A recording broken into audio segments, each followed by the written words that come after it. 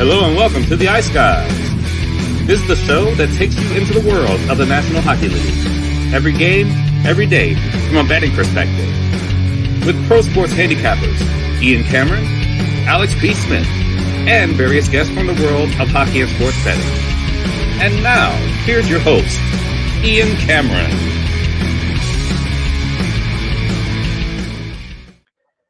Welcome to the Ice Guys, Saturday, March the 9th, presented by Boston Hemp Inc., Ian Cameron, Alex B. Smith, and look who is back. Is Zach Urban missing in action? We've had to put an APB out the last few Saturdays, but he is back with us today. Zach, first of all, how have things been? And good to have you back. No, things have been good. Just was tied up the last couple Saturdays, so I'm glad to be back on the show today.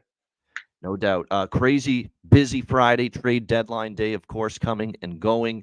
Really, there's not really much to say, quite honestly, than what we already talked about yesterday. There weren't really any big deals that trickled in after the 3 p.m. deadline, so there's not really much to add. We did talk about Tyler Toffoli yesterday. We talked about Jake Gensel and those two major trades yesterday. We talked about Hurdle right at the tail end of the show as well, and everybody upset about what Vegas is doing and their tactics, and it's not right, and it's unfair. It's probably true, but it's available at their disposal for them to use these tactics. So at the end of the day, again, you got to be upset with the league for allowing that to happen. But yeah, when you look at the trade deadline, just briefly, winners and losers, certainly Vegas, when you bring in everybody they brought in, Noah Hannafin, Anthony Mantha, and then if that's not enough, you bring in Tomas Hurdle from the San Jose Sharks, who is older and does have injury issues, but man, if he's healthy and good in the playoffs, look out. So they obviously did a lot to improve their team. Winnipeg getting Tyler Toffoli, I think, was a tremendous move. You see what Florida's done. They've improved, obviously, at the deadline. And Carolina needed a little more offense, especially in their top six, a little more of that high-end skill. That was an issue. Offense got shut down by Florida in the sweep in the Eastern Conference Final last year, and they addressed that by bringing in Jake Gensel. And then you look at teams that maybe didn't. I got to even put Vancouver a little bit as a bit of a loser just because they didn't add too much, but they're still a pretty good team as it is. I would have liked to have seen them maybe make another addition up front because I know they were in on Gensel, but they didn't. The New York Rangers, I didn't love their trade deadline. When you look at teams in their own division like Carolina getting better, and then other teams in the East getting better, and the Rangers kind of stood pat, minor additions for them, not really good. I'm going to say Toronto loser too, but when I look at Toronto, they're hamstrung big time against the cap. They have very little draft capital. They didn't want to budge from anything. And when you look at also the fact that, the Leaf fans are just going nuts today, complaining and bitching that they didn't make any big splash here yesterday. Well, you made splashes last year. Where did it get you? Nowhere. Where did it get you 2 years ago? Where did it get you 3 years ago? When they did make moves at the trade deadline, multiple moves to try to improve the team, they still got bounced early in the playoffs, and they still have just one playoff win in a series in the last 20 years. So, take your chances that maybe you can stand pat, be a little more conservative, trust in some of the guys you brought up here, and see what happens. Because when you look at the Leafs, it's not like all making moves at the deadline brought them success the last few years. So, like I said, I don't think they had a good deadline. I agree with that. But let's calm down with the they're going to do absolutely nothing because of this in the playoffs. Well, they didn't do much in the playoffs with making moves at the deadline the last few years. So keep that in mind. Alex, is there anything you wanted to mention or talk about briefly in the trade deadline recap? Yeah, I think my big winner is Florida. I love the little pieces that they added. Even late, Magnus Hellberg coming over from Pittsburgh is huge. We know Bobrovsky's played well. We know that Anthony Stolarz has had a good season, but he doesn't have any playoff experience. A Hellberg, who doesn't have much playoff experience either, does give you a formidable backup option, a third option if you need it in the playoffs. They pretty much shored up every little thing that they needed to. You could kind of say the same thing about Carolina as well. And Carolina now, with this wealth of goaltending, they sent Antti Raanta to the Chicago Wolves again, which that's big for them in their race in the AHL. But now you have a complement, like I said, of offense. We know the quality defense, and now you have these goaltenders to cycle from. So teams that have filled their cupboard. Colorado's another one as well, although I thought Colorado maybe could have gone out and grabbed another third goalie potentially. But everything else that they have These are the 3 teams in Vegas as well, because they were already pretty much stacked. Those 4 teams are the ones that really have a full cupboard where no matter what happens during the playoff run, they have something to fill in the hole. They have depth at forward, depth at defense, and even depth at goaltending. That's massive, especially when we talk about how compressed the end of the year is. We're going to be talking about, of course, just the usual grind of the playoffs. These are teams that really, did a good job. So I give those teams wins. And the biggest loss is the New Jersey Devils. All the things you did yesterday, you should have done earlier. You should have been the team starting the clock and kicking the first domino on trades and firings. And you still may have had a chance to be relevant and be a wild card team right now at this point, not a team that's looking to do a quick rebuild. And then you go and you address your goaltending issue by getting Jake Allen and Kaapo Kähkönen after we've watched 40, 50 games of 2 of them be 2 of the worst goaltenders in the league. It is absolutely asinine. And I know you give Tom Fitzgerald a 5-year contract extension. If I'm the higher ups there, I say this summer starts a 3-year project. He's got 3 years to get us to at least an Eastern Conference final or Stanley Cup final winning the East. Otherwise, he's out of here, because what you're seeing right now is just kind of a mess. And it seems like he fell into the fan pressure of making moves rather than having things planned out for himself on his own. He fell into the fan pressure of firing Lindy Ruff when he should have done that a month ago. That's not a GM you want. You want a receptive GM, and you want an open-minded GM, but you don't want anybody where it seems like all his moves are pressed by the fans and the media. And it's after the fact. He's doing things at the 13th hour that he should have been doing at the 10th hour earlier. So I give a big loss to New Jersey on that. Yeah, I didn't mention them, but I can't argue with that. How do you look at that goaltend? They better hope Nico Daws. They're not making the playoffs probably anyway, but they better hope Nico Daws doesn't get hurt. He's the one, and even he's not great, but he's at least decent. He can at least play a decent game like he did against St. Louis the other night, getting Travis Green his first win as a head coach. These other guys can't. Yeah. Their goaltending room is Nico Daws, Jake Allen, Kaapo Kähkönen, and Akira Schmid. Yeah. You don't have a quality goaltender amongst the 4 of them. No, you don't. You've got a decent one in Daws who has potential maybe to get better in the future. Maybe. That's about it. That's about it. Zach, thoughts on the deadline, the moves you liked, the moves you didn't like? What did you think? Yeah, I thought it was a good deadline as a fan for sure. It was nice to see some of those teams build for their championship runs here, their Stanley Cup runs. Obviously, definitely on the side of Vegas being a little cheaty, so I don't really like how they can do that or how they've done that twice in a row. Kind of ticks me off. But I've also enjoyed seeing the Flames sell. Honestly, I think it's good to see that with the picks they're getting back, and hopefully some of these players can pan out for them, and hopefully the future's bright for them, and kind of exciting in that aspect as a Flames fan. No doubt. All right, we're going to skip the Friday recap because it's about 15, 20 minutes. The first trio of games begin all at 12:30 p.m. Eastern. So we're going to get right into them now, and we will begin with the Edmonton Oilers taking on the Buffalo Sabres. We've got Edmonton minus 210, road favorites, 6.5 the total. The only thing I'll say, actually, I do want to say one thing about yesterday. What a disgrace the Detroit Red Wings last night. What an awful performance. What an absolutely absmal performance by them after getting slapped. That was so disappointing. Terrible. So disappointing. Yeah, absolute awful. That's what we get for trusting the Detroit Red Wings, though. I was so disappointed. They were Detroit last night. Mm-hmm. Detroit, yeah, definitely. Yeah, they absolutely were Detroit last night in that game, no question. And we did get a draw out of Minnesota, Colorado, which was good. And Dallas finally put the boot to somebody, and a nice win for Winnipeg. So there you go. This game, Edmonton off a loss. I think it's a good Edmonton spot. I don't love the prices. And Buffalo's been decent at times in these Saturday spots and these afternoon games at home, no question. So it's not a sure thing for me, but I did grab a little Edmonton team total over 3.5. When I think Edmonton's going to win the game, that's the bet you make, especially when they're laying this kind of price. You don't do anything with the money line. You just look over 3.5 Oilers. I think I might sprinkle on a first period over, full game over split as well. But nothing really significant here. Just a trio of smaller bets for me to get the day started here. Edmonton off a loss to Columbus. You don't want to drop 2 games to mediocre competition now going into this game. So for me, I'm going to go Edmonton team total, first period over, which I really like. Maybe a little smaller full game over. Alex, what do you think here, Oilers and Sabres? Yeah, first period over. That was one of the first two bets I made this way early this morning. I just see pace with Edmonton and Buffalo, and of course I will have some small sprinkles. I got to put them in. In fact, I'll have that loaded up. But I'm going to go with Zach Hyman and Leon Draisaitl both for first goals for Edmonton. We've been talking about the streak. It's one or the other that's been scoring the first goal for the Oilers. But I will have a little bit higher on Leon Draisaitl first goal at 10-1. So first goal of the game for Leon Draisaitl, first Edmonton goal splits for Draisaitl and Hyman to go with that first period over. So if I get a Draisaitl goal first and a Hyman goal second, 2-0 in the first, it'll be absolute perfection.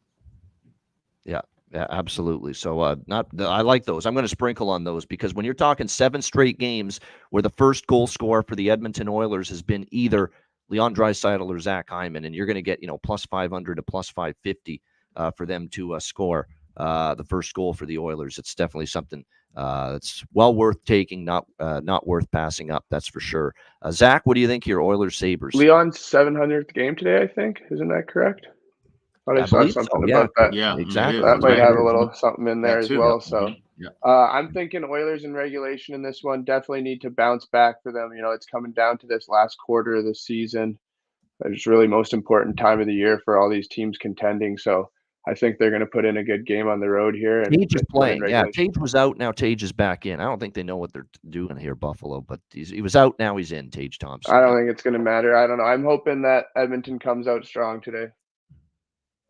Yeah, Buffalo's petering out a little bit again. They lost to Toronto. They lost to Nashville last 2 games. So when I look at it here, I think they're petering out again. We'll see if they can. I know they had a nice little run there. Vegas was a nice win. They had a couple of nice wins here, but like I say, we'll see how they fare in this early start game. But Edmonton knows they didn't play our best against Columbus. Plus, they had Cal Pickard in net. Let's not forget that. You got to deal with Skinner in net here, who continues to play very well here for the Edmonton Oilers right now. So is Ukko-Pekka Luukkonen, but he still gives up a few short side goals. The last couple games, I've seen him give up through 5-hole against Winnipeg. He gave up a short side goal, and it's a spot where I think definitely, he's not nearly as he's been good lately, but I'm starting to see some holes again starting to show up. And Edmonton's the kind of team that can exploit those, no doubt.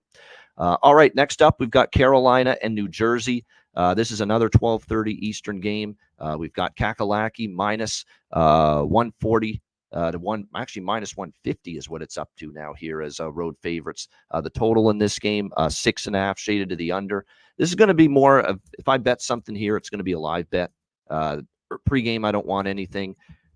There's been great energy in the Devils with the 2 games after the coaching change. Even the loss to Florida, they played competitive. It was a decent effort. And then, of course, they beat St. Louis. But now you wonder, Toffoli's been traded, kind of the signal that you're kind of waving the white flag on this particular NHL season. What are you going to get now from the Devils? The first game post-trade deadline. The effort's been good in the 2 games under Green. They're 1-1. But the one loss was to Florida, a pretty damn good hockey team. You're facing another pretty damn good hockey team here. So I don't want to bet against New Jersey at this price, but Carolina is the better of these 2 teams. It wouldn't surprise me if they win the game. I just don't want to lay minus 150. So this is a pass for me. I don't pass a lot, but I'm passing here. A lot of variables here that I want to watch the game play out before I do anything. Maybe I move live on something, but that'll be it for me here. What do you think, Alex? Carolina, New Jersey. Yeah, this would be a live game for me if it was at night. We're going to be on the air, so maybe try to grab something. And obviously, we talked about Carolina being one of those teams we got to be cautious with. A lot of moving parts. Now, this is a great price considering the moves New Jersey has made, especially in goal. So, like I said, I'll have the game on. If we can grab maybe a live full game over, maybe expect a slower pace, sloppier play early from Carolina as guys trying to figure things out. And we can maybe try to get a 5.5 at plus money or even a 4.5. And then hope for some goals late. So it's a wait and see game. So pass for now, and we'll mention something if we're on the air and see something come up. Yeah, definitely. Teuvo Teravainen and Stefan Nason. If I'll throw out a couple of props there, those would be the 2. Teravainen's been great, and they're going to have a tough decision to make because that's probably going to be Jake Gensel's spot when he's ready to go for Carolina. But Teravainen's now on a 5-game point streak, 2 goals in the last 3 games as well. And like I say, I also think Steph Nason's on the second line here today as well for the Hurricanes with Drury and Natchez. And he's always got value, especially if he's going to play on the top 6 forward group. And don't forget, he also gets power play minutes as well for this team. What do you think here in this one, Zach? Carolina, New Jersey. I'm sticking with the in regulation trend and going with Carolina in regulation in this one. I'm actually going to parlay that first 2 games of the day, Edmonton and Carolina, just for a little action early, a little bit on there. But yeah, I think Carolina is the better team, and with New Jersey and all the moves going in the deadline, I think the excitement's kind of simmered down now, and I think Carolina's going to come out good. There you go. Nothing like the living dangerously early start, early game chalk parlay. Yeah, see if we can get off to a good start, have Right some more there. fun in the afternoon. Look, there's some randomness in these really early games. Like I'm talking 12:30 Eastern. So everything for me is low units here early. Everything. Actually, that's not true. The next game I like a lot more than the first 2 as far as opportunity. A little bit more on this next game, which I do like. This next game, and it's the third and final game that is just about to start at 12:30 Eastern. Kind of bizarre. We've got all these 12:30 Eastern games today at the same time. But we do have that, and it's Nashville and Columbus. Nashville minus 160 road favorites here in this game, and the total 6.5 across the board. It looks like, as far as by the way, Kochetkov, Dawes for the goaltending matchup in the game between the Hurricanes and the Devils. This game here, Nashville, Columbus, we've got Kevin Lankinen and we've got Danil Tarasov confirmed. So they're giving UC Saros a rest. Tarasov's actually been a little bit better lately. I have my doubts if it's going to continue, but he did play well in the 4-2 win against Edmonton. But this Nashville team is going to challenge him. 9-1 in their last 10 games. They had their 8-game winning streak snapped by Montreal, bounced back, beat Buffalo. In all 9 wins in their last 10 games, Nashville has scored at least 4 goals. We've been on a bunch of the Nashville team totals. I'm back to the well with it again today. Nashville team total over 3.5, around minus 106, minus 110. Very good price. I'm also on bifecta here. I think I might actually go trifecta here because I could see Columbus has been scoring goals early at home, and it is Lankinen today. So I am going to go over trifecta here. 1.5, 6.5, and both teams to score in the first period. And by the way, the last 2 games in Columbus both went over the total as well between these 2 teams. And like I've continued to say with Nashville right now, during this win streak, the offense has been humming. And it's also why their games have started to trend a little bit more over. You look at Columbus, they went 6-3. Be careful with the money line here with Nashville. Like, I've been riding the team total. We've been cashing these bets multiple times. I've been winning with this team total on Nashville. But if you like Nashville, take the team total. Stay away from the money line because Columbus has been very feisty at home lately. If you look at Columbus in their last 4 home games, they've won 3 of them. And you know the teams they beat? Rangers, Vegas Golden Knights, Edmonton Oilers, playoff teams, all 3 of them. Columbus has won. Those were their last 3 home wins, all against playoff competition. So Columbus has raised their game a little bit. We do have to give them a little bit of credit, especially what they've done on home ice. You beat the Rangers, the Golden Knights, and the Oilers in 3 of your last 4 home games. You're doing something right. But I still think Nashville can score 4 on them. Tarasov, I think, regression. He's not going to keep doing this. Remember, we can't forget what the goalie he was early in the season, not great. And Nashville's offense is something. You can't stop Forsberg, O'Reilly, and Nyquist right now. Any props involving those 3 guys at the moment are worth a look because they are absolutely taking this Nashville team on their back right now. That top line has been outstanding for the Predators heading into this game during this streak where they put 9 of 10 in the win column. What do you think here in this one, Alex? Nashville, Columbus. I get what you're saying. In Columbus, they have been playing well. They've been getting wins. But you look at those teams, New York and Edmonton specifically, those are teams that they've dominated at home over the years. Nashville is a team that's been, getting the better of the Blue Jackets for the most part. Even though you look at recent form, Columbus won 3 of the last 5. And go back a little further, Nashville's been a little bit more victorious. This is a spot I think they're rolling right now. I took a shot with them in regulation, minus $1.15, as well as that team total over 3.5, minus $1.10.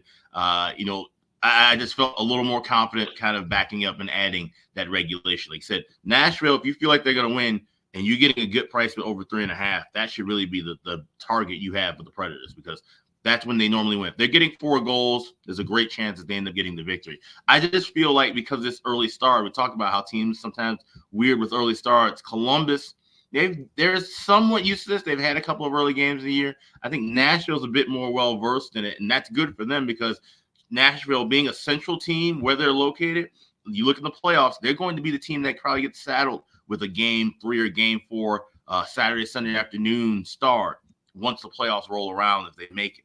So it's something that you kind of have to get used to if you're one of these central teams. Location makes a difference, getting used to some of these day games in the second half. That being said, we could possibly see a slower start, and that's why I'm staying off of all the totals. I like Nashville here in regulation and just team total over 3.5.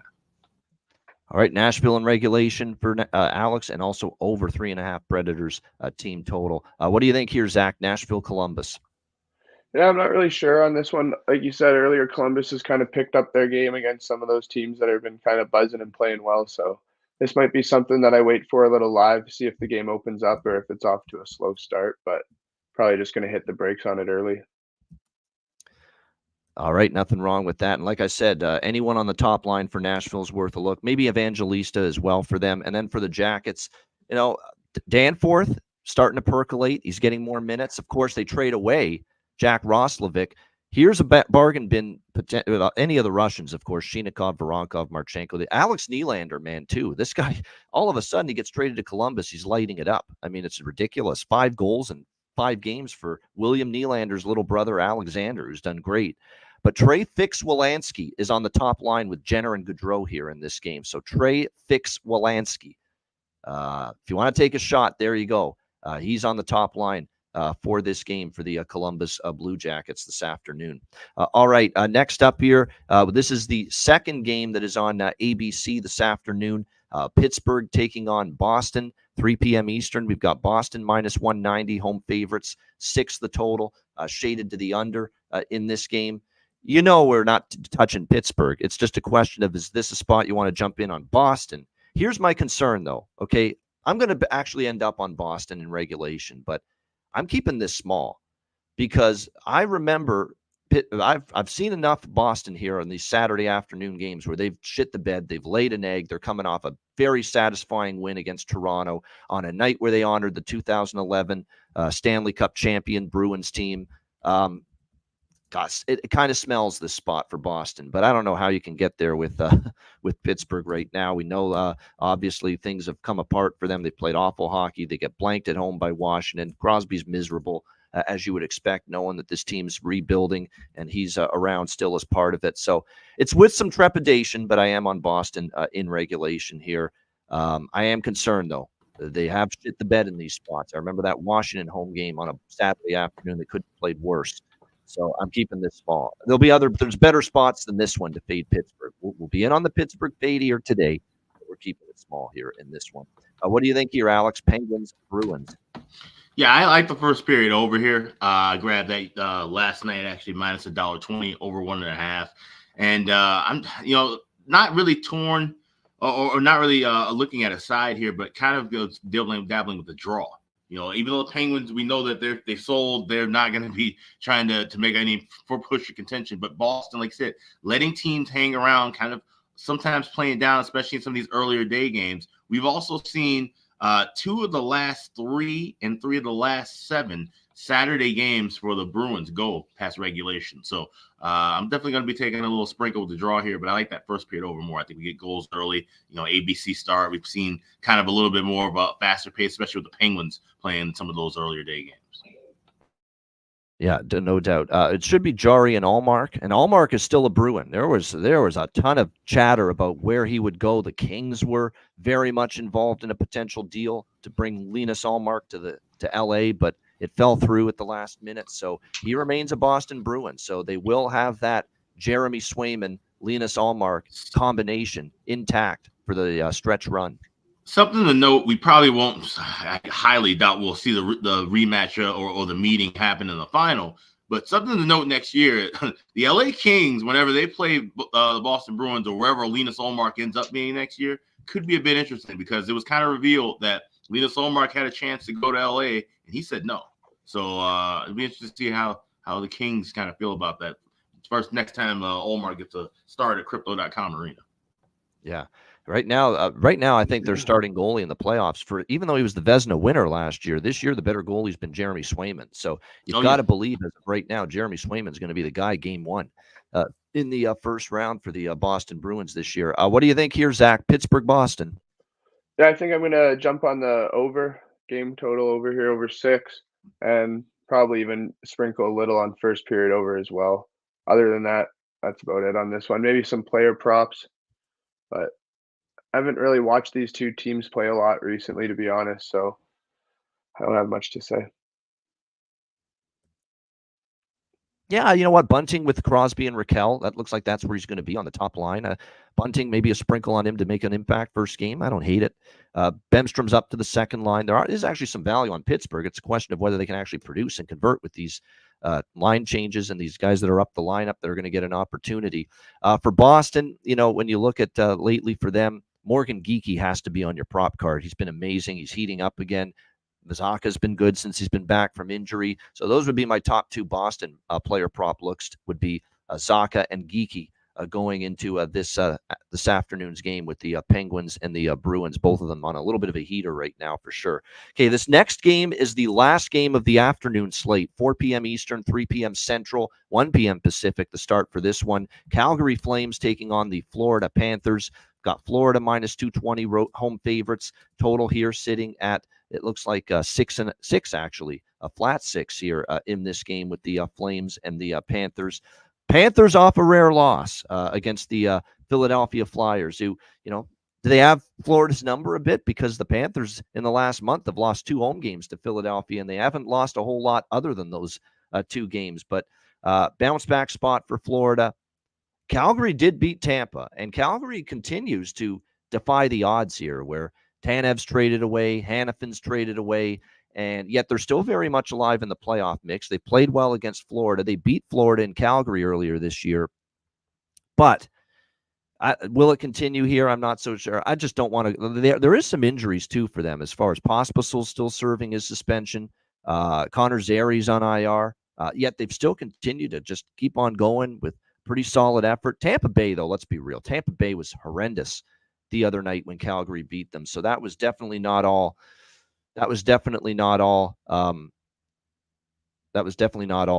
Calgary good the other night against Tampa Bay.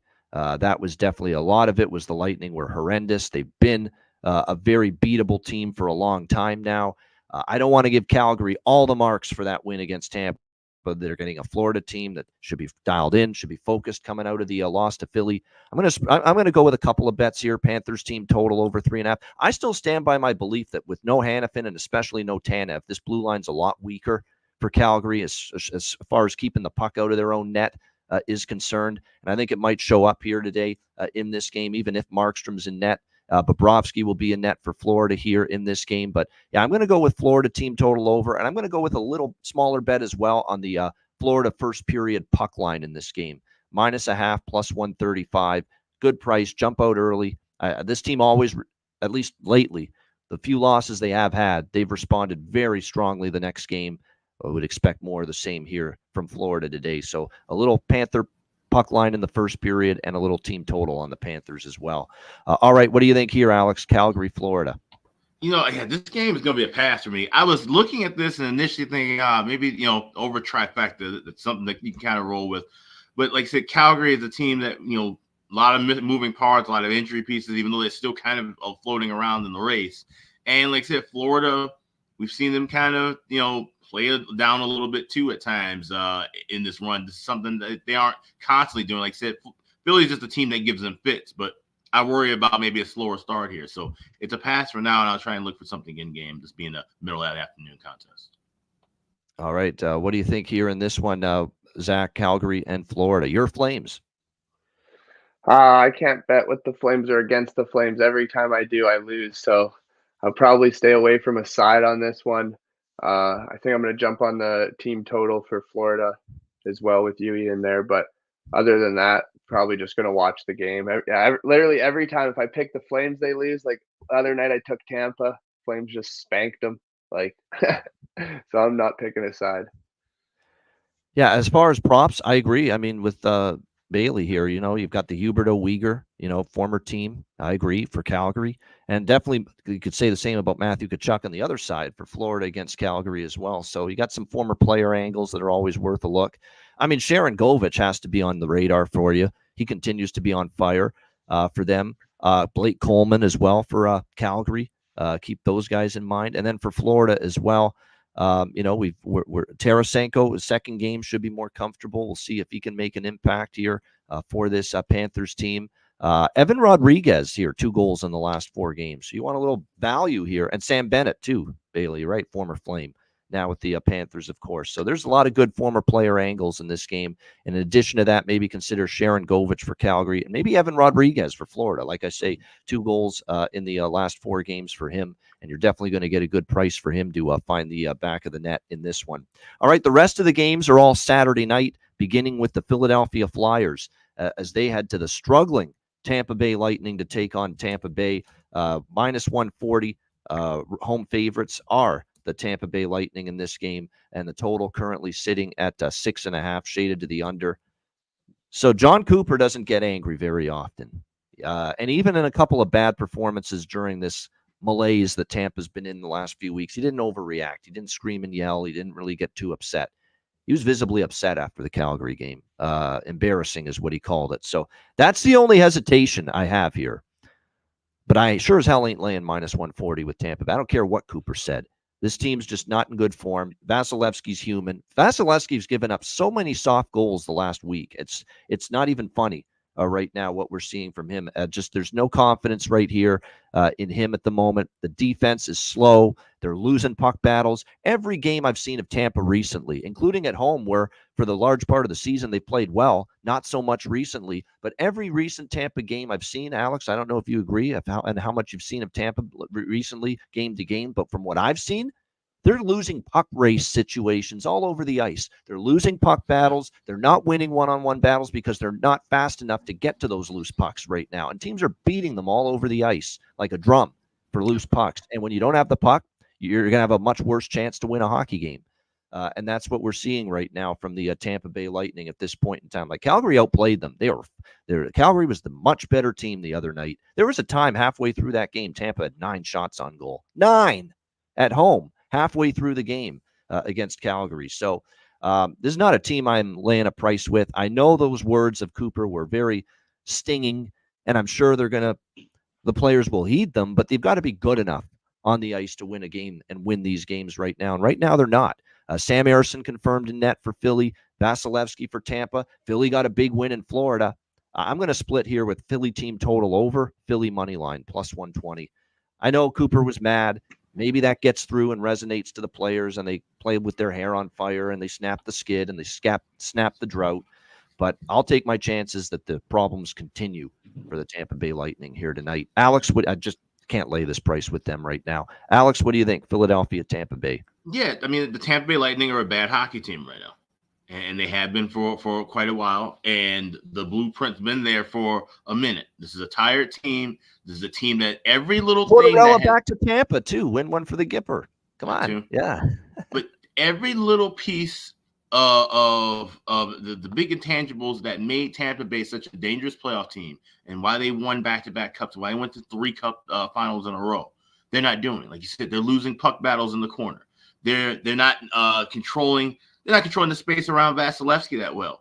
Usually you keep the crease clean for him, so he's not getting screened. He's getting screened now. Like I said, he looks human. He lets things happen in front of him that he didn't let happen in front of him, or his defenseman didn't let happen in front of him before. Having possession in the neutral zone has been a different thing.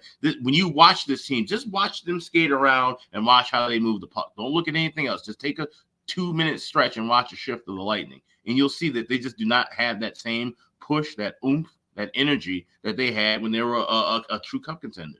So, we're seeing the Curls come home to roost after all the big hockey they played. And this is a tough spot. They should be geared up for it, going up against a Flyers team that I still, have some trepidation about. But I'm just going first period over 1.5, minus $1.26 at FanDuel, up to $1.35.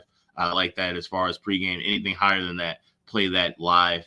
And also, like both teams to score, I grabbed that at plus 170. All right, so that's a the front end of the over trifecta, just the early part.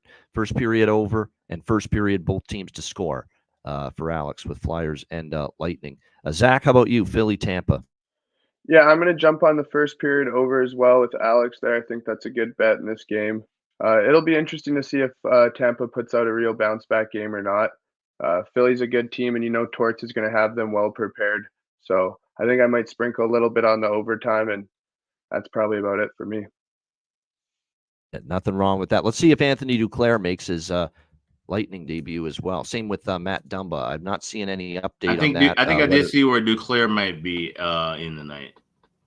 Yeah, I Dumba might be too, actually, because Dumba's already on their depth chart here, and on the third pair with Hayden Fleury, Perbix, Chernak, Hedman, Radish. Of course, you know what this team misses? Sergachev so badly, man. They really miss Mikhail Sergachev as well. Yeah. You look at this blue line; he's every bit as good now as Hedman. Hedman's still very good, but Hedman's had a step back this year, from what we've seen from him in years past. And Sergachev was accelerating and improving and becoming that that cowbell defenseman kind of for the Tampa Bay Lightning. And with him being out, I don't think it's a coincidence, that the overall record has been meandering for the Tampa Bay Lightning since Sergachev went down with that injury again. Like I said, that's a big loss on that blue line for the Tampa Bay Lightning. For props in this game, like I said, for Philly, we've talked about Tyson Forster quite a bit and the form he's been on for this team. So you could consider going back to the well there with him. Scott Lawton, too, is someone that's been a bit of a streaky player. I know he did score a couple of games ago, but definitely Tyson Forster been a force stir, if you will, for the Philadelphia Flyers the last several games, no doubt. All right, next up, we've got Chicago and Washington playing for exercise. We got the Capitals minus 250 or 220, I should say, home favorites. The total here 6, shaded to the under in this matchup.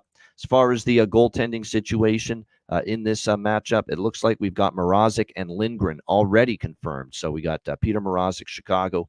He'll be in net, and Charlie Lindgren here for the Washington Capitals in this game.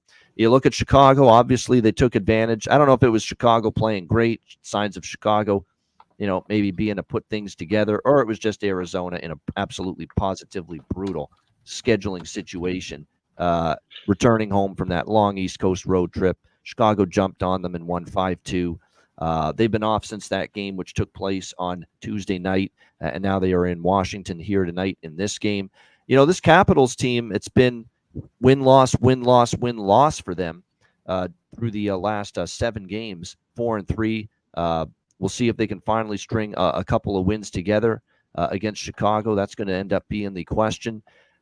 I'm going to look at the over here in this game, and maybe over bifecta, 1.5 and 5.5. And there are 5.5s. I know I've got 6 up there on the screen, but the total's fallen to 5.5 right now at Bet Online, Bookmaker, a couple other books. This total's dropped to 5.5.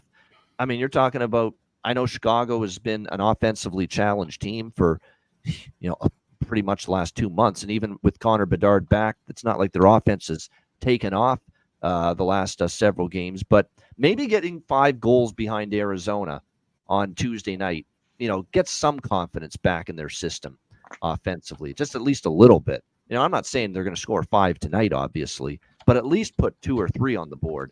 And I think Chicago could be capable of that. And I certainly think Washington is capable of generating offense here tonight against the Chicago Blackhawks, because if you look at it, Washington actually has been in a good rhythm offensively.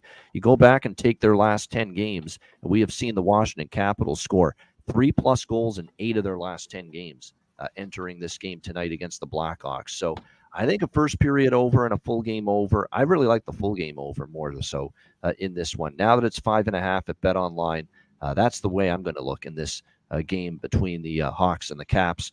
Alex, what about you here? Chicago, Washington.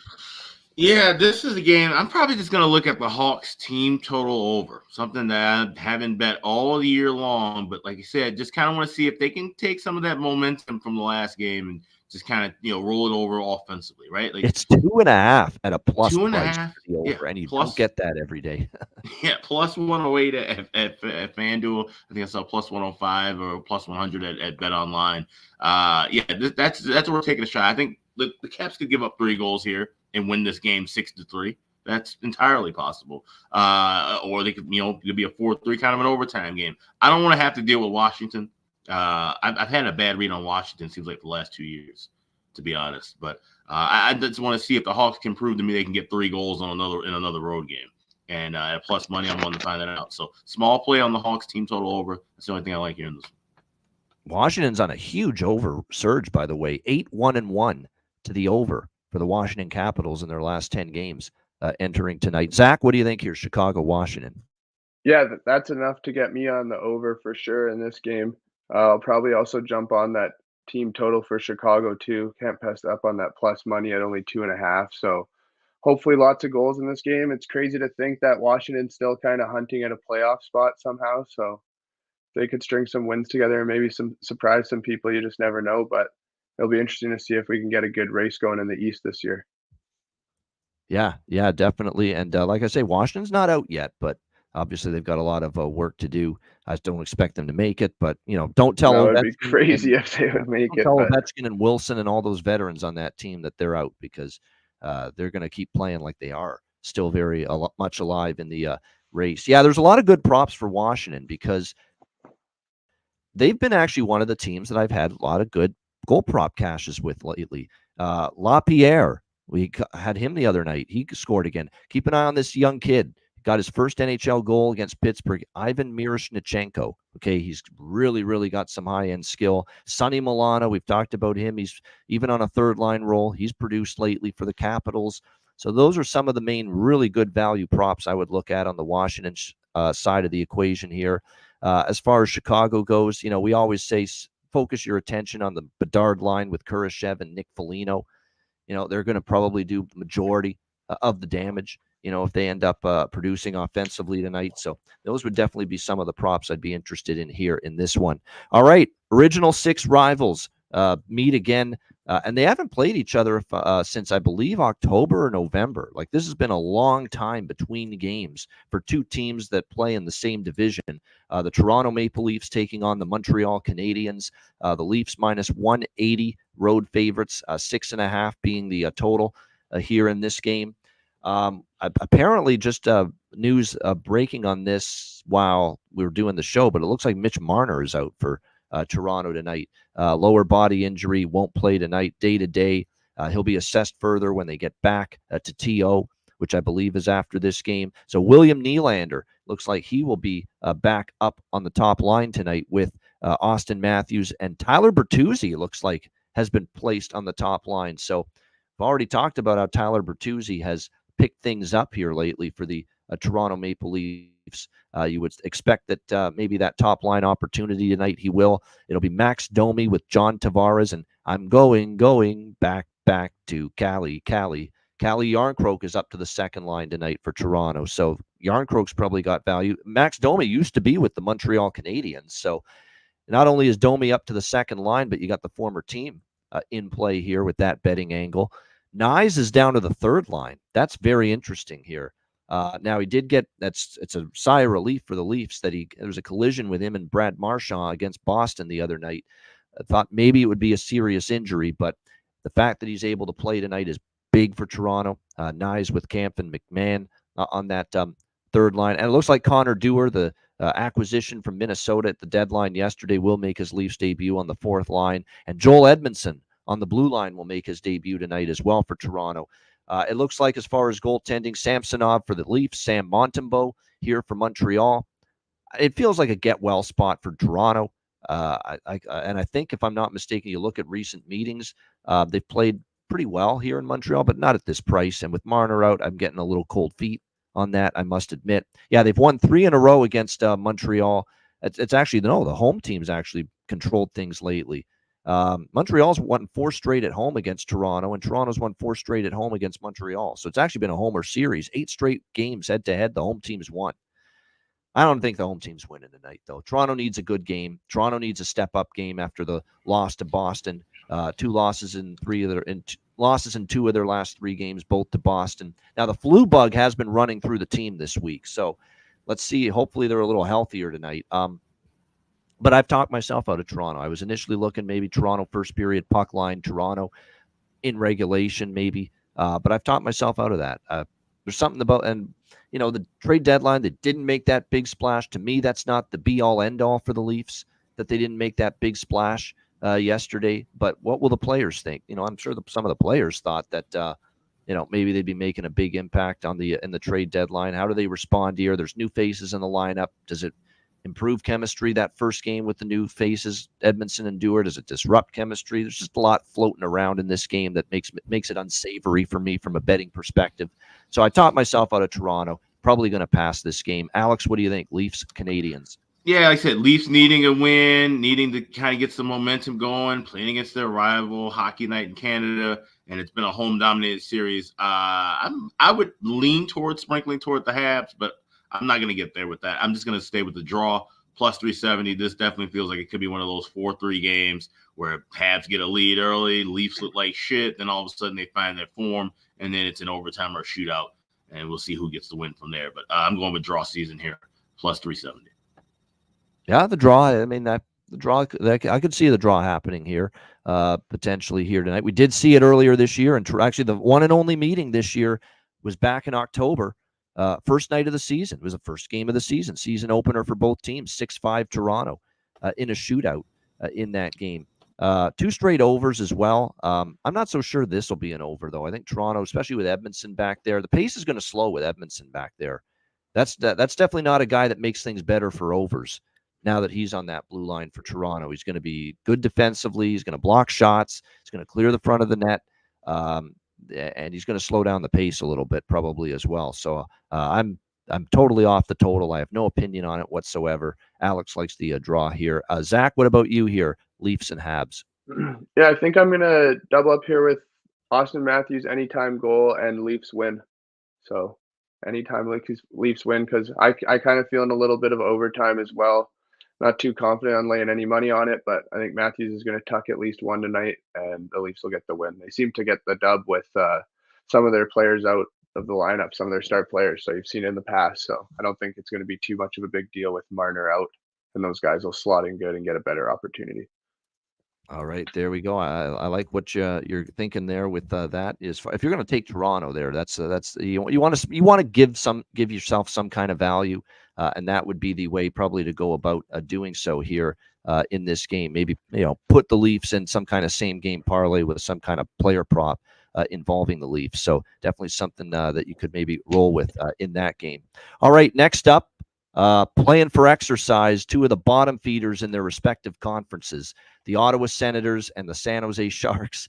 Ottawa minus 220, road favorites, 6.5 the total. It's funny, our guy Matt Robinson, who joins us Tuesdays and Thursdays on the show, he's going to be in San Jose March 26th, which just happens to be our free-for-all betcast night for Dallas at San Jose. He'll be there at SAP Center or whatever the hell they're calling it now in San Jose for the game. And I said to him, not only have fun, but make sure you put your feet up. You'll certainly have a lot of room to do so when you're in the building for that game. And yeah, Matty will be there for Dallas, San Jose, March 26th in San Jose for that.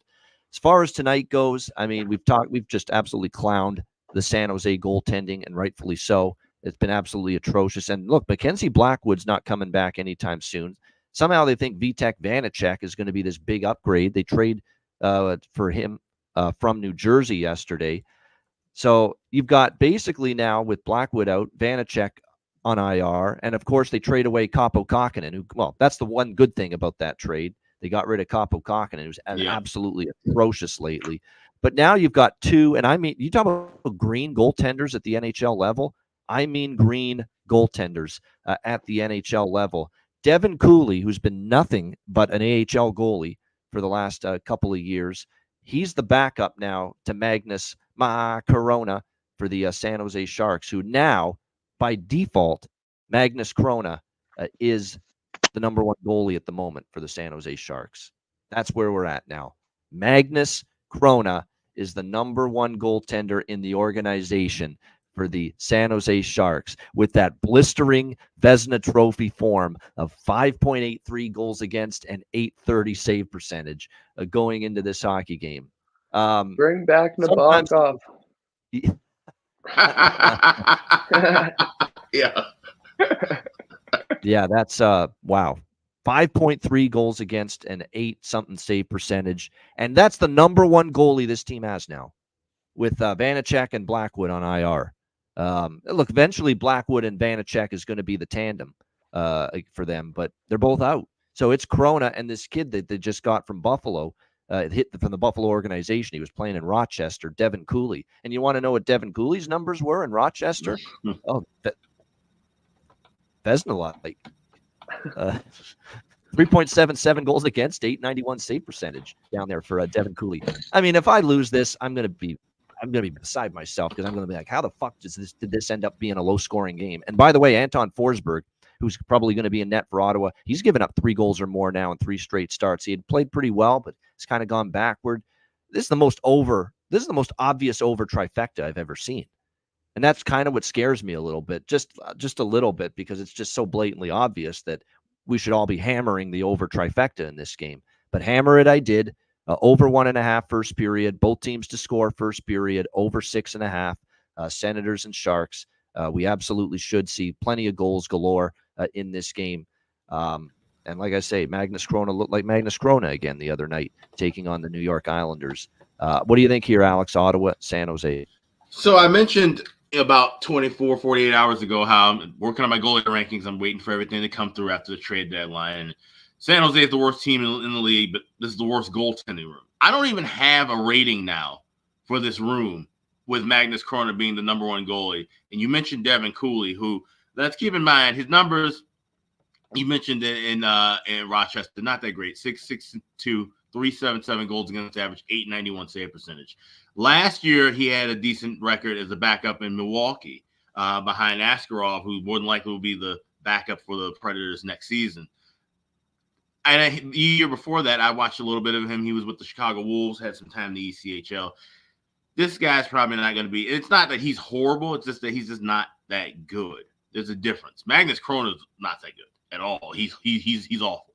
But Cooley, I just don't see a lot of upside to him, and I certainly don't see any upside of him playing now. He's one of those guys who maybe could give you a spot start here or there, but to have him be an NHL backup right now, the Sharks are in bad shape. Even for a tanking team, this is a terrible tandem. So you have to go over with them. This is a cheap price for over 6.5. I got minus $1.18 at FanDuel. I have over 1.5 minus $1.46. I'm playing that half unit. I'm going to try and add some more on just as it goes down, $1.30, $1.20. I'll keep sprinkling it as it goes down toward plus money, waiting for the first goal.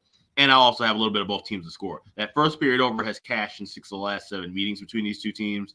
And like I said, if these two teams just kind of roll the puck out, play for exercise, we should see goals galore in this one. So, over trifecta for me, but adding just a little bit small pregame on the first period over and then adding a bit more incrementally as we get into the game. Yeah. The most obvious over trifecta, one of the most obvious over trifectas since we've been implementing that betting approach with the first period, both teams to score, and the full game over in the same game.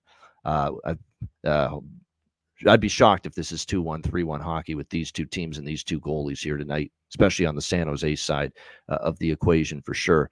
By the way, let's update you quickly on these early games. We've got goals in all 3 games now. 1-0 Carolina leading New Jersey, 1-0 Nashville leading Columbus, and it's 2-1 for Edmonton leading Buffalo. How's that over team total Oilers? How's that first period over, and how's that full game over for yours truly looking in that Oilers-Sabres game right now? And Alex has already hit the first period over as well. So it's always nice to start the day on a good note. And that's the beauty, and this is why we talk team totals with the bigger favorites. Like if you've got Edmonton puck line or Edmonton in regulation, and even if you've got Edmonton first period puck line right now, you're sweating still because it's back to 2-1. I don't have to worry about what Buffalo does in this game offensively when I take team total. All I've got to worry about is Edmonton get me my 4 goals, and they're already halfway home with that. So that is why we always say that's why we implement the team total type of bet into the show. It's a very good approach, especially for the bigger favorites. You don't have to sweat as much because you don't have to worry about what they do defensively or how their goaltender plays. You just worry, get me my 4 goals, and I'm a happy man. Zach, what do you think here? Ottawa, San Jose. Yeah, I'm going to jump on the first period over as well. And then I'm going to hit a couple player props in this one with anytime point for Kachuk, anytime point for Timmy up front. And then, yeah, kind of just hopefully there's a lot of scoring in this one. I mean, we'd all be shocked and dismayed and utterly, stunned, if this is some kind of defensive battle here with these two teams tonight. Now, there are some good prop looks here. Again, our guy Duclair is gone from San Jose, and we had been talking a lot about taking the props with him. But, Zadina, Granlund, and Zetterlund, suddenly that top line's been pretty decent for the San Jose Sharks lately. Eklund on the second line, too, might be able to get on the board. Pinto, Batherson have been good lately for the Ottawa Senators. Those would be the ones maybe I would start with for their props on their side. Is Kubalik heating up? Well, he did score, and he's got 2 points in the last 3 games, and he's streaky. So maybe it's a sign that Dominic Kubalik can kind of get things rolling here for the Ottawa Senators. And certainly the opponent might allow him to keep the offense going here tonight in this game. All right, next up, St. Louis Blues, New York Rangers. We've got the Rangers minus 210 home favorites here at Madison Square Garden, and the total here sitting at 6, shaded to the under in this matchup. As far as the goaltending here in this Blues-Rangers game, we don't have confirmations, but we have a projection of Jordan Binnington for St. Louis and Igor Shesterkin for the New York Rangers here in this one. The Blues, of course, look, this is another team. This is a team that I thought could have traded away. There's 2 players that a lot of teams were after from the St. Louis Blues, Pavel Buchnevich and Colton Parayko. And apparently the asking price that Doug Armstrong laid out for these 2 players was too rich, too high to pull the trigger on a trade for a lot of these teams. So it ended up being a situation where he ended up not trading them. He didn't get the deal he liked, and the teams that were interested in Buchnevich and Parayko weren't willing to pay what St. Louis was looking for. So as a result, these guys are still here with the St. Louis Blues. Now, their position in the standings is very, very tenuous right now. If you look at it, they've got 67 points. They are currently 6 points out of the wild card. They're not totally out of it, but they don't feel like they're totally in it. And they haven't played like they're totally in it the last couple of games. I have not liked what I've seen from St. Louis. 4-2 loss to the Islanders, 4-1 loss to the Devils earlier this week. And I took New Jersey in multiple forms against St. Louis earlier this week. Now you got a Rangers team that's off back-to-back losses, the 4-3 shootout loss to Toronto, which was a terrific hockey game, and then an equally terrific hockey game on Monday night, against the Florida Panthers, 4-2 Florida in that game. But again, those 2 losses against 2 of the better teams in the conference, there's no shame in losing those 2 games. They've been off since that game on Monday night. You've had basically 4 days off prior to tonight.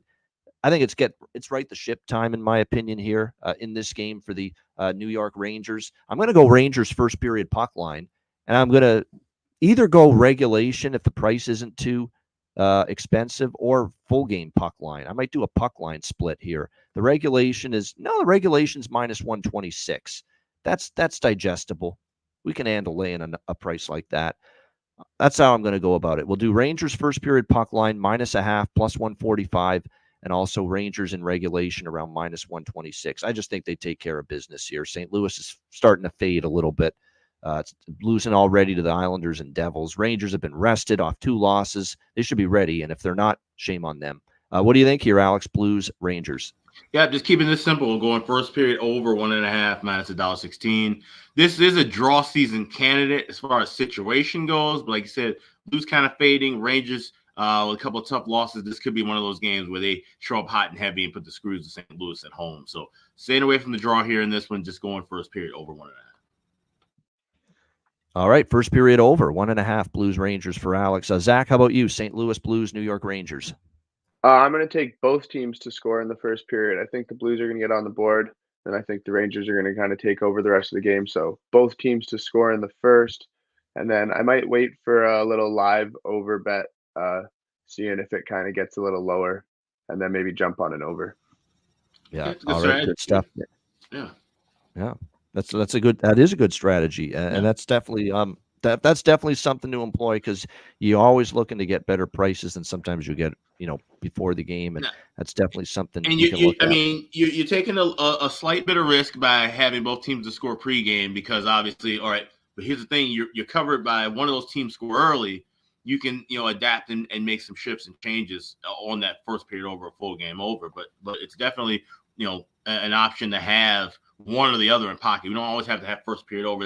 That's more of a time constraint thing. But if you see spot where, okay, I like goals early, you can grab both teams to score first as your kind of backup, if that makes sense, and then look for a live over. So you kind of alternate it, what I normally do, but it still works out the same way. Yeah, definitely. We're not going to sweep the early games, unfortunately. At least we're not going to go undefeated in the early games, because we're not going to win this first period over with Nashville-Columbus. And it's all 17-8 shots in favor of Nashville in the first period. They are up 1-0, but it could have been worse. It was actually a pretty solid period here for Tarasov. But we do have the team total, and the full game over is still not dead. We could see things open up second period, third period in this game. We could see Tarasov, as Pie Guy says, maybe fatigue a little bit, because he's had a heavy workload. It's been a shooting gallery for the Nashville Predators here in the first period of this game. As far as props in this one, Blues and Rangers, Buchnevich against his former team is such an obvious candidate, because A, he's in great form offensively, and B, he's facing the Rangers. So it makes a ton of sense there, to look with props involving him. Saad, Thomas, Kyrou. Kyrou's kind of cooled off a little bit. Even my guy, Jake, won't you be my neighbor? Jake Neighbors has been a little quieter lately for the Blues. For the New York Rangers, Vinny Trocheck, Lafreniere. I'm going to take a shot too. Jack Roslovic making his Rangers debut on the top line with Zibanejad and Kreider. I guarantee you that guy's going to be more impactful scoring-wise than that useless tit Jimmy Vesey was playing on that top line for the New York Rangers. I like Roslovic's game. You put him with good players, he can do something for you, and he's going to be with Zibanejad and Kreider. They're desperately looking for a right-wing top-line player to complement Zibanejad and Kreider. They gave Vesey a shot. It didn't go well.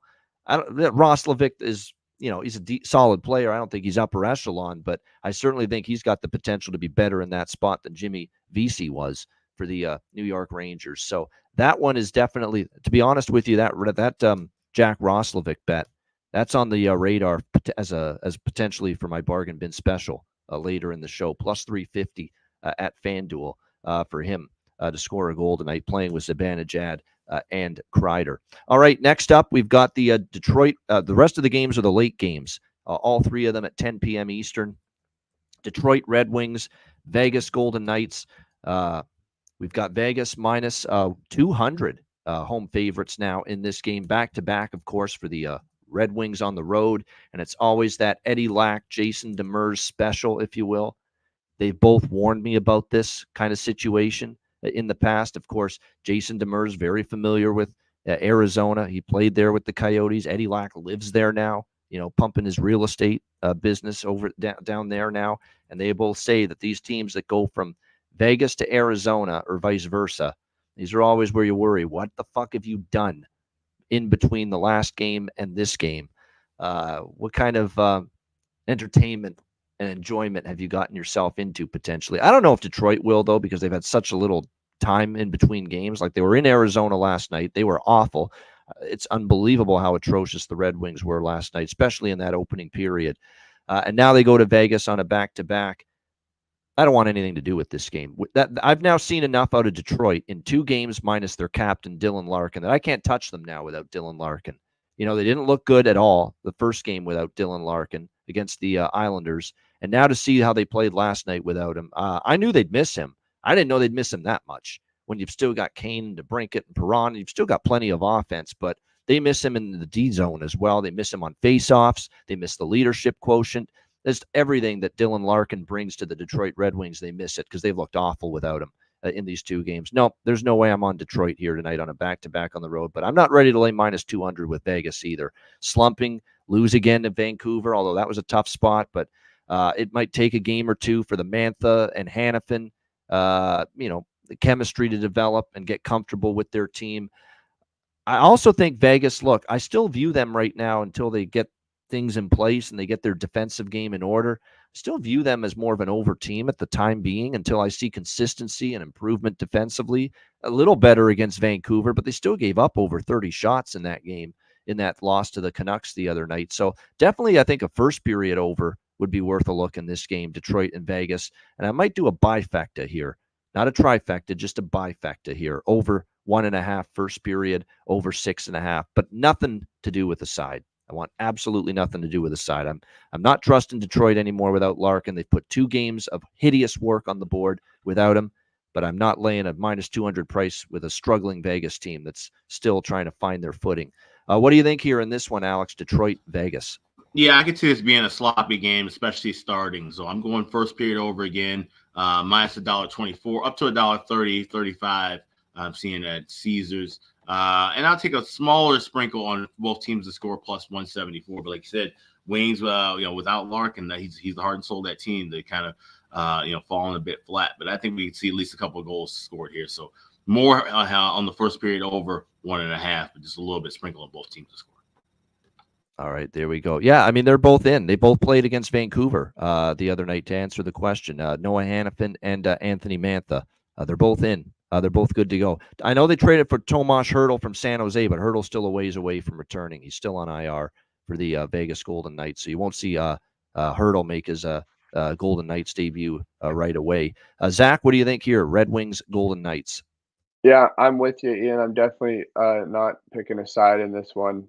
Super disappointed last night with Detroit's performance and getting shut out and the way the game was. Just from puck drop, they weren't even in it really. They had maybe one good shift and Arizona scored power play goal, and it was over in the first period. It's crazy. So definitely not picking a side on this one. Maybe a little player prop action, but honestly, probably just staying away. I might throw a little bit on Kane and DeBrincat anytime point, hoping that they get going and that they do something on after this losing streak that they're kind of getting into right now, and maybe something on Mantha to get at any time point, getting something on the board for the Knights. But yeah, definitely not picking a side. Might not even watch this one. Yeah, I'm definitely in one of those zones now where he did shoot the puck a lot last night. He had chances. The puck didn't go in, but he was getting those looks as he should, playing on the top line with Kane and DeBrincat. I'm locked in to keep betting Joe Veleno until the guy scores at this point, but we'll keep it small, but you're still getting great prices there with him. As far as Vegas, if you're going to look in their direction with player props, Amadio has been one of their better players of late, even during the slump that they've been in. So maybe look in that direction. He's on the third line, but he's been chipping in offensively. Carlson, Mantha, Stevenson. I think there's value with those three. The chemistry with Barbashev, Eichel, and Marchessault, it hasn't really come all the way back just yet. And it's not surprising. Eichel was out for such a long period of time. And he's shooting the puck a ton, as Terry says. The shots on goal would be worth a look for Eichel, but hasn't found that release point just yet since he's been back. We'll see if he can get on the board here for the Vegas Golden Knights here tonight in this game. Like I said, this is just, it can't lay it with the Vegas and I think they're still just 2-9 Vegas in their last 11 games. So you can't lay minus 200 with that kind of profile, but I'm out on Detroit after last night, and 0-2 now, and 2 bad performances without Dylan Larkin and James Reimer in net tonight here for Detroit on a back-to-back as well. Aiden Hill expected, but not confirmed yet for Vegas. All right, arguably the game of the night, and usually it's the game of the night or one of the games of the night that is in the title, the YouTube title for every episode of the Ice Guys, and Winnipeg, Vancouver is in the title, and it should be an excellent game tonight. We've got Vancouver minus 145, home favorites, returning home off a road trip, a 3-0 road trip for the Vancouver Canucks, 5.5 the total in this game. The Jets played last night, though, in Seattle, a 3-0 shutout win for them. So it is back-to-back for the Jets on the road. Yes, Vancouver's coming back home off a road trip, but it's not Malinsky special criteria. Malinsky special criteria is a 4-game road trip or longer. Vancouver's road trip was only 3 games, and it was Anaheim, LA, and Vegas. So the travel wasn't that substantial, quite honestly. So it's not that bad of a home game off a road trip spot for the Vancouver Canucks in this game. As far as Winnipeg and the status of Toffoli, I'm just looking right now. He's apparently not sure if he's going to be ready to join the team and be in the lineup. He's headed back to Canada. I'm seeing that, it could be another game or two before we see him in the lineup. So right now, no. We're leaning no right now with Toffoli playing for the Winnipeg Jets. And so keep an eye on that. For Vancouver tonight in this game, it looks like they're pretty healthy, actually, for the most part, other than Tyler Myers on the blue line. They're mostly healthy.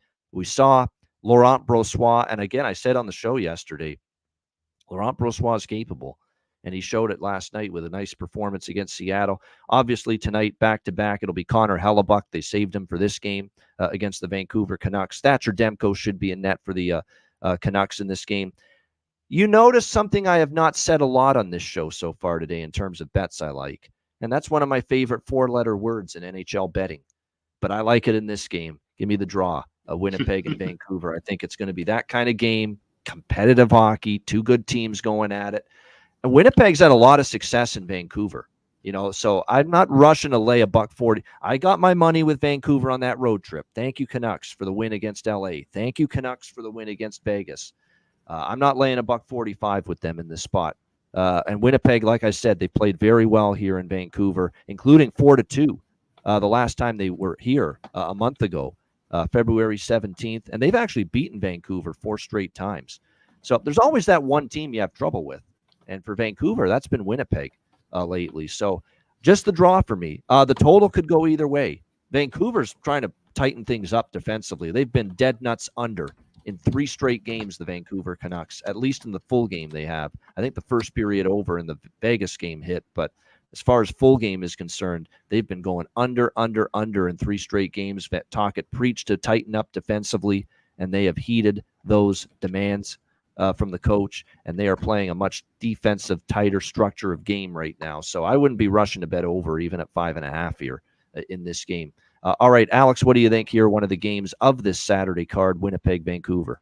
Yeah, I think this is going to have that high playoffs kind of intensity, but that low kind of, pace, kind of low and slow hockey, a lot of physical hockey, especially Winnipeg's second night of a back-to-back. And that was a tough ball game. They got it, it was a good win, shutting down a Seattle team that needed those points.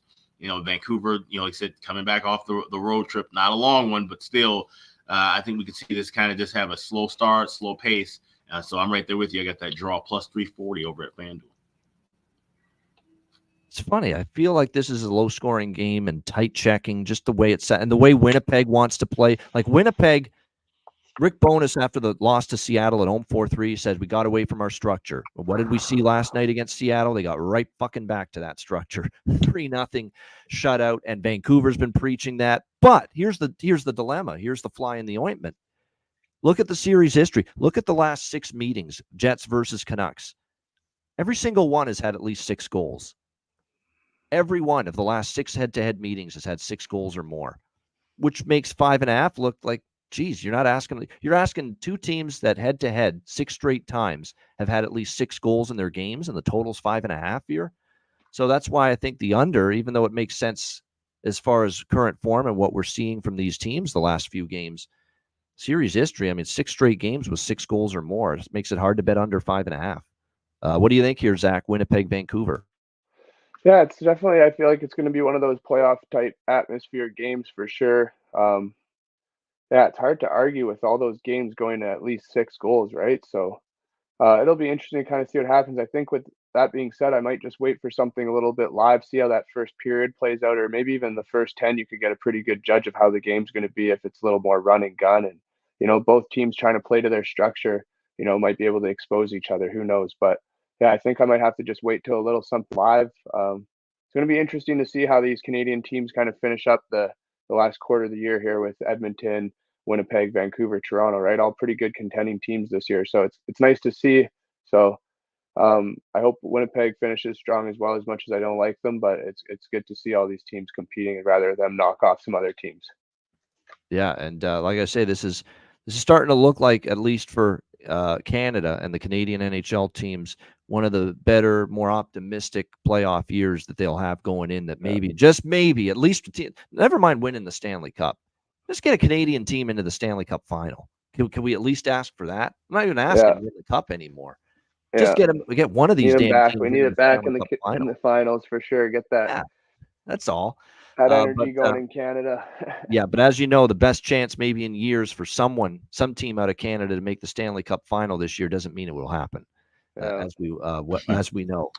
So keep that in mind. But as far as props in this game, look, I mentioned all the Jets that none of them unfortunately hit last night, but still, Nemesnikov has got value, and Iafallo, Niederreiter. I'd still think about those same three.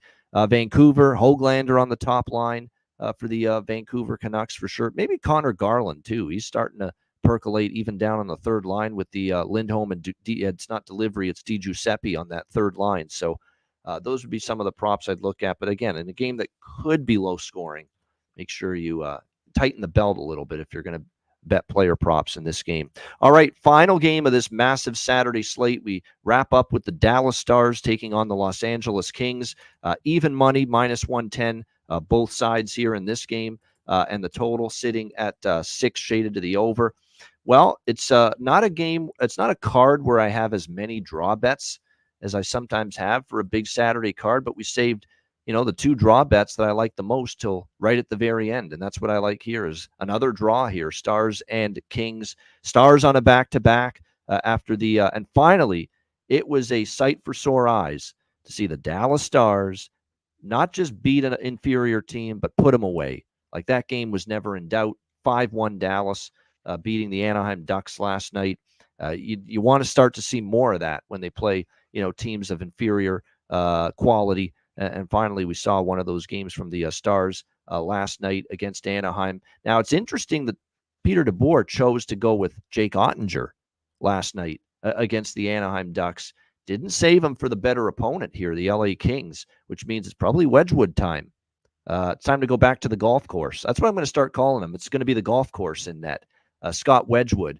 And the reason I say that is because Wedge, obviously, is in his last name, but also one of the golf courses that's just down the road in Hamilton from me, Wedgwood Golf Center. So there you go. So that's where we're going to start. So the golf course is in net tonight for the Dallas Stars, we think anyway. Scott Wedgwood here for Dallas tonight in this one, and Cam Talbot for the LA Kings expected to be in net for them. Adrian Kempe remains out. Arvidsson's close to a return, but I don't think he's quite ready yet for the LA Kings, and it looks like still no Tyler Seguin tonight for the Dallas Stars, but obviously they've been able to cope without him, and so they should with all the guys that can score for them, and Hintz and Robertson and Duchesne and Marchment, and then, of course, these 2 kids, Johnston and Stankoven, that have been lighting things up lately for Dallas. So, I saw LA struggle to beat Ottawa the other night, so, I think if I were to play a side here in this game, and if you look at series history, Dallas has won 4 of the last 5 meets. Dallas is just a better team. I like LA. I like that they're still trying to battle and they're in a wild card spot. I think they'll get in the playoffs, but I still think Dallas is the better of these 2 teams. I'm not betting Dallas, but I don't want to just say draw and not throw out a lean from a side perspective. If I had to lean from a side standpoint in this game, I would lean Dallas, even on the back-to-back and even with Wedgwood in net. I think it's a cheap price because they're better, but just the draw for me in this game. What do you think, Alex? Dallas, LA? Yeah, you forgot the third component to that nickname, Wedgwood, because if Jake Ottinger doesn't get his shit together and they have to go to Scott Wedgwood in the playoff time, they'll be getting ready to go to a golf course. So that's definitely a formidable nickname for sure. But Alex on his best day, Wedgwood, but I wouldn't want him, game in, game out in the playoffs. In a 7-game series, I wouldn't trust him. But this should be a fun one. I think we can see back and forth pace here. These are 2 teams that desperately need not just the points; they need to get back into good form. LA at home has been awful all year long. And Dallas, like I said, we're just kind of just seeing them just float through the motions, play down to some certain teams. I think this is going to be a fun one. So I like the first period over. I like the full game over 6 minus $1.15. Got that at BetMGM. And I also like the draw here. I grabbed that plus 350 at FanDuel. So I also will have, with that being said, over 6 and a draw. I automatically grab a little small price of the correct score. So I'm going to Tree plus 1,300 over at FanDuel as well. All right, liking the over here as well, overs and the draw as well. Landon is a big Dallas Stars fan. He's on our betcasts quite often. I hope he's doing well. But he says Jason Robertson, Robo, going to score tonight for Dallas. He's back where he grew up. Yeah, he's a California guy. It's actually the same angle I mentioned, Landon, about his brother, Nick Robertson. When Toronto went out there and the Leafs played the Kings, I said, watch out for Nick Robertson, playing close to home with family in attendance. He didn't score that night, but yeah, that's a good angle to consider again tonight. And you hope Jason, in this case, Jason Robertson, ends up finding the back of the net because, yes, he is back home close with family. I'm sure there's going to be some family and friends in attendance there in L.A. because I know they were there to watch Nick when Toronto played there in L.A. A month or two ago. And definitely you could see that again tonight, the family support in full force for Jason Robertson tonight for playing in L.A. What do you think here, Zach? Stars, Kings? Yeah, I'm thinking first period tie out of these two tonight, and then I'm going with Dallas in regulation. I think Dallas is the better team. I think they're going to continue to prove the last part of this season here that they're one of the best teams in the West, if not possibly the best team in the West coming down the stretch here. So I think the addition of Stankoven has worked out well. We'll see how long that continues. If it was just a little bit of that fluke at the start type things and really starts to simmer down, but he's fit in really nice. Wyatt Johnson, I think, is one of the most underrated younger NHLers out there as of right now. So I like their team, and hopefully if Wedgwood is going tonight, that he's playing well. Yeah, absolutely. And by the way, for the Kings, as far as player props go, there's actually a couple good looks here. Laferriere, Alex Turcotte, Matt Robinson mentioned him earlier this week. He's on the top line with Kopitar and Byfield. And look, it's feast or famine with these guys. Like, they're on the top line, but doesn't always mean they're going to score. But at the prices you're getting, you got to at least take a shot, whether they score or not. But Alex Turcotte with Kopitar and Byfield. And of course, it goes without saying, Kevin Fiala. This guy is Kevin Fiala, fire right now for the LA Kings at this point in time. But he's just absolutely on fire right now for them. Fiala. There we go. Fiala. There we go. A little shaky. That's a little shaky. That's not good. No, I've had better. I got a quick question though, and Zach, and I posed it to you, Ian, too. I haven't bet this often with the first period draw, but just kind of looking at that when you mentioned, I looked at the numbers here. So you can bet first period draw at FanDuel plus 170, but you can also go correct scores, tie scoreless plus 390, 1-1 tie plus 550, and 2-2 tie plus 3,000. So would you consider possibly maybe taking a unit, splitting it across all four, or just having something a little bit heavier on the draw at any score and then dabbling smaller in some of those exact correct scores in the first period? Yeah, maybe potentially. I haven't honestly really looked at it that way too often. Usually when I'm betting first period draw in my mind, I'm thinking 0-0 and 1-1. So that's usually kind of where my head's at in that. And so I'm maybe not too confident with the first period over, because I'm thinking, maybe it's going to be a 0-0 draw, but I think it's going to be a tight first. So that's kind of almost where my head's at. I'm going first period draw, but there might be some better value there with splitting up some units on doing some correct scores, if that's kind of really where I'm at for sure. Yeah, in my head, I've never looked at it that way, honestly. Yeah, half of a unit on your draw, 20% on a scoreless 0-0, 20% on 1-1, and then 10% on 2-2. Mm-hmm.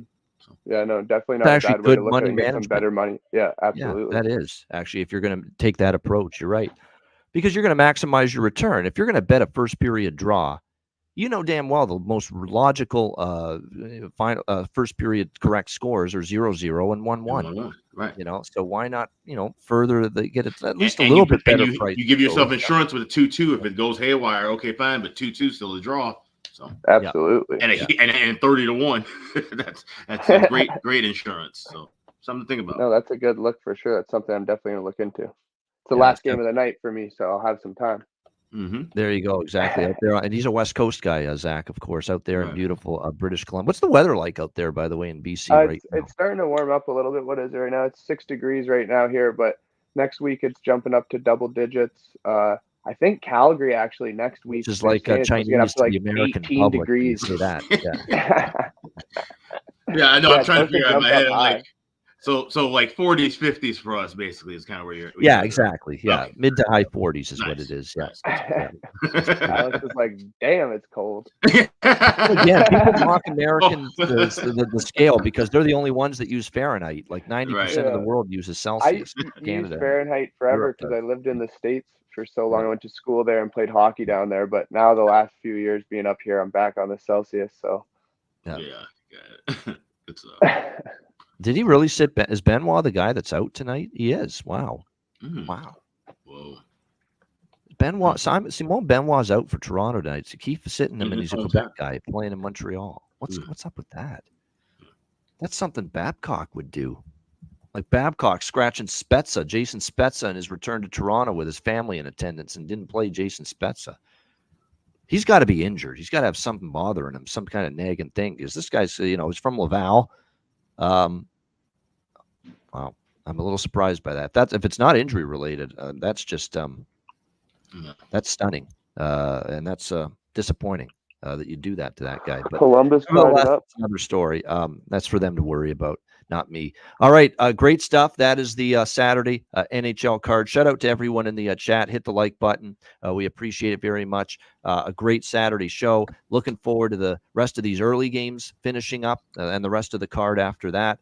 A reminder to get every play on our Saturday card. We've already got the afternoon stuff posted there on the Patreon page. We'll have the rest of the card for the night posted in just a bit. You can subscribe, sign up for just $10 per month at patreon.com/iceguys. And again, you'll get our daily sides, totals, and player props, goalie charts, totals charts, bonus content. And we do have a Patreon exclusive live betcast lined up. And I'll give you a small hint, because we don't reveal the day of the Patreon exclusive live betcast until the day of, but it will be sometime this week. Okay, this upcoming week will be our March Patreon exclusive live betcast. So we're looking forward to that, which means this is the time to sign up. Get in, subscribe before the betcast occurs later this week, and make sure you're part of it. $10 per month. And again, your subscription goes a long way to keeping the show going long term. Patreon.com/iceguys, just $10 per month. And again, our main free-for-all public betcast is coming your way at the end of the month, Tuesday, March 26th, 7 p.m. Eastern. It's going to be a lot of fun. It's a great slate that night.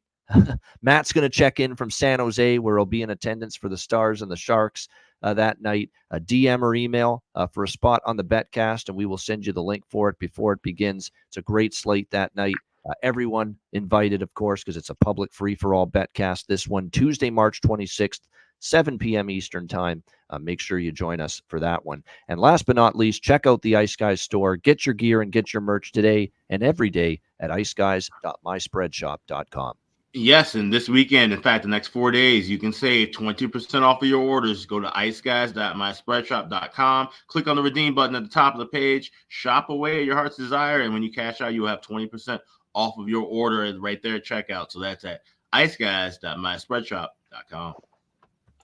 All right, check it out. All right, it is in a moment. We'll be back with Bargain Bin Special of the night, as well as our best bets coming right up, right after we hear from our great daily sponsors of the Ice Guys show, Boston Hemp.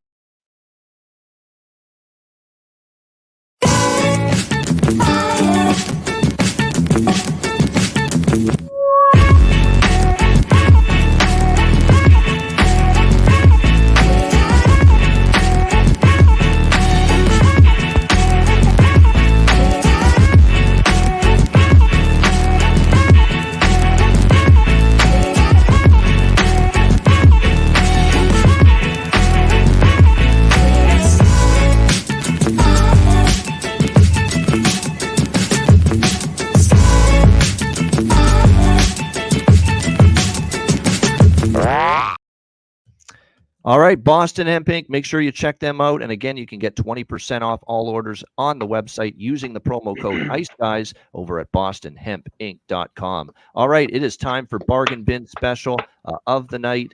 Not many nights where we've said we've collectively gotten snuffed out of Bargain Bin winners, but last night was one of those nights. We'll see if we can find one for this Saturday slate between the three of us. Alex, we'll start with you. The most red hot of the bunch of us lately with the Bargain Bin Special. What do you like tonight? Well, yeah, can't cash one last night when you bet on a team or pick a player that has a team where they don't score a goal. So here we're hoping for a team that has also had issues getting some offense rocking and rolling, but I'm trusting in this team, and I'm trusting more in this particular player. I'm looking at the Chicago Blackhawks tonight to head to the nation's capital, taking on Washington. This is a mess of a team, but there's been some good momentum and some positive pieces. And we saw the power play get rolling. We saw some offense, and we saw one of those goals come in from the captain in waiting. That's what I'm calling him right now. He's got the A on his chest. It should be a C by next fall. Nick Foligno.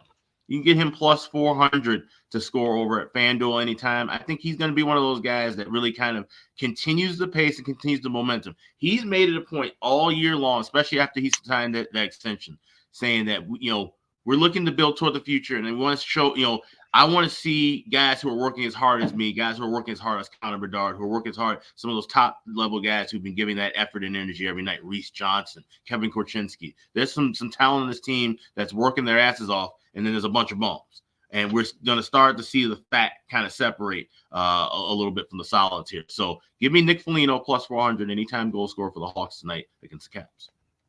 All right, Nick Foligno. Chicago Blackhawks bargain bin special of the night. What was it? Plus 400? Wow. Great price. Plus 400 for Nick Foligno. Alex B. Smith with his bargain bin special of the night for this Saturday card. Zach, what have you found for bargain bin? I'm hitting us with Mackenzie Weegar anytime goal against the Florida Panthers, his old team. I don't think he's scored in a few. Seems to be able to put the puck in the net a little bit. So I got him at plus 500 on Bet365. Might be able to get a little higher value on some other platforms, but that's my bargain spend special tonight.